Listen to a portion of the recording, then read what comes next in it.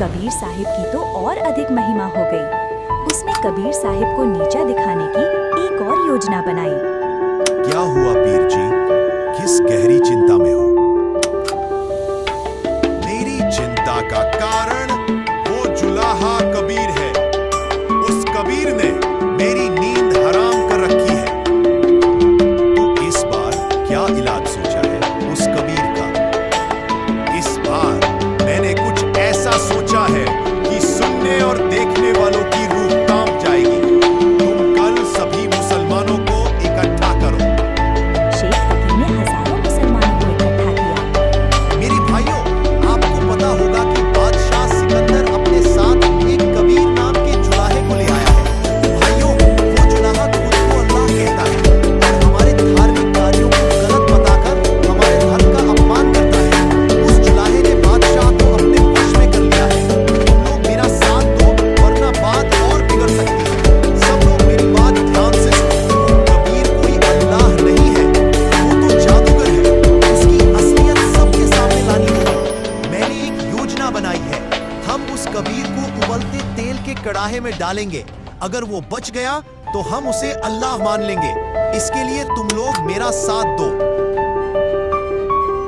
हम सभी आपके साथ हैं। जैसा आप कहोगे हम वैसा ही करेंगे।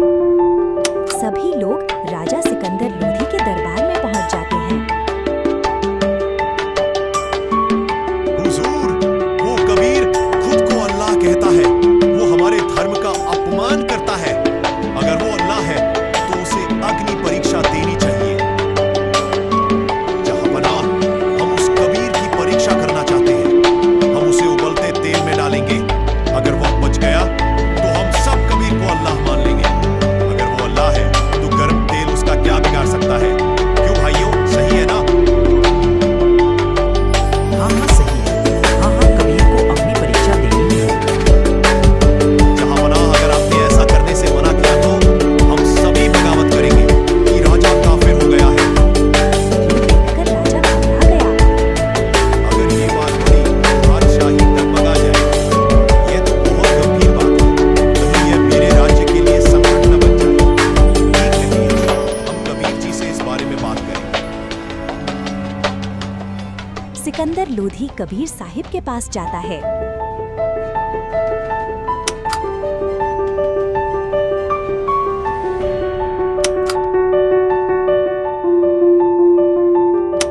हे गुरुदेव, मैंने आपको सेवा के लिए बुलाया था, दुख देने के लिए नहीं। शेख तकी कहता है कि हम कबीर को उबलते हुए तेल के कड़ाहे में डालेंगे। यदि वह बच गया तब हम उसे अल्लाह मान लेंगे, नहीं तो हम बगावत करेंगे। हे गुरुदेव, कुछ समझ नहीं आ रहा कि क्या करूं। राजन, इसमें चिंता की कोई बात नहीं है। ये लोग तो मेरा अंत करना ही चाहते हैं। आज ही यह लीला पूरी हो जाए तो अच्छा है। कह दो उससे तेल गरम कर दे। शेख फकीर बहुत मोटी-मोटी लकड़ियां जलाकर तेल को खौलवा देता है। तेल को खूब उबालो, इतना कि धुआं निकलता रहे। इसे इतना गर्म कर दो कि कबीर को इसमें डालते ही उसकी हड्डियों का भी नामो निशान न रहे। तभी मेरे मन को शांति मिलेगी। सभी लोग इस घटना को देखने के लिए इकट्ठे हो जाते हैं।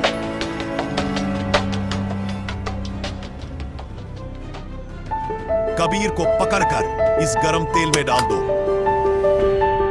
यह कष्ट भी क्यों करते हो? मैं स्वयं ही बैठ जाऊंगा।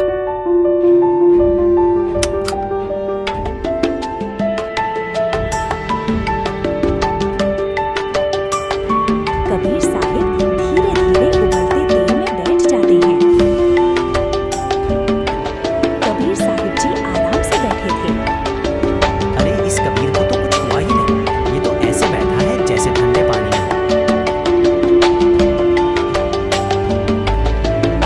अरे भाई कबीर जी तो आराम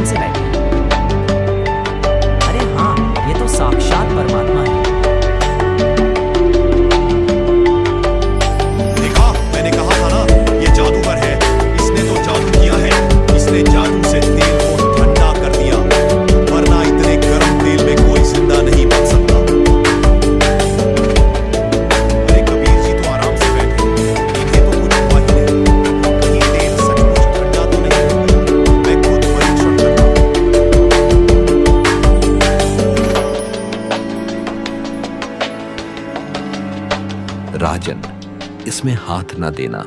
ये तेल इतना गर्म है कि हाथ गल जाएगा। यदि कबीर जी को कुछ नहीं हुआ तो मुझे क्या होगा? सिकंदर ने सोचा कि जब कबीर साहिब जी